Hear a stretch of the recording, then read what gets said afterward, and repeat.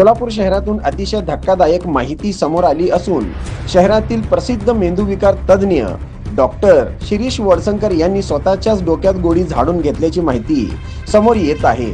या घटनेने वैद्यकीय क्षेत्रात खळबळ उडाली आहे।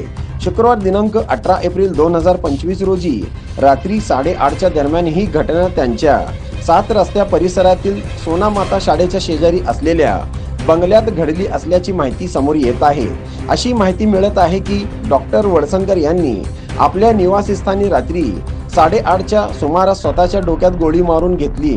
त्यानंतर त्याच अवस्थेत कुटुंबियांनी तातडीने त्यांचे स्वतःचे हॉस्पिटल असलेल्या मोदी स्मशानभूमी जवळील वडसंकर हॉस्पिटलमध्ये उपचारासाठी दाखल केले असता मयत झाल्याचे समजले।